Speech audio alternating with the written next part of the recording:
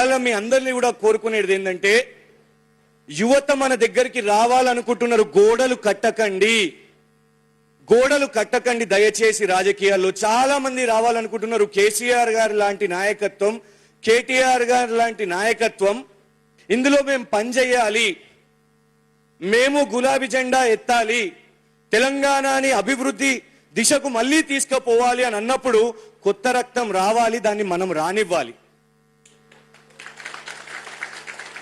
నువ్వు అక్కడికి పోవాలంటే పర్మిషన్, నువ్వు ఇక్కడికి పోవాలంటే పర్మిషన్, నువ్వు నాకు చెప్పి పోవాలి అని అంటే అది రాజకీయం కాదు, బానిసత్వం అవుతుంది. మనము తెలంగాణ కోసం కొట్లాడిందే ఆ బానిసత్వం కాదు, స్వేచ్ఛ కోసం, ఆత్మ గౌరవం కోసం.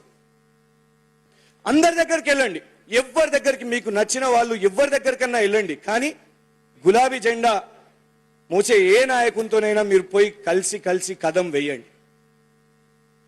ఎవరు మనం శాశ్వతం కాదు, అల్టిమేట్ గా పార్టీ శాశ్వతం, వ్యక్తులు శాశ్వతం కాదు. మనం చాలా మంది అవమానించారు మనను. ఒక ఉప ఎన్నిక చూసినాం మనం, లాస్ట్ ఉప ఎన్నిక, అందులో ఏం చేసిర్రు? సరే గెలుపు ఓటములు ఉంటాయి ఎన్నికల్లో, కానీ ఎంత పైశాచికంగా చేసిరంటే మన కారు గుర్తును బుల్డోజర్ తోని తొక్కి దాన్ని ఇటు తిప్పి చేసిరు కదా. దానికి మనము ప్రతీకారం చేయాలంటే మనము పోరాడాలి.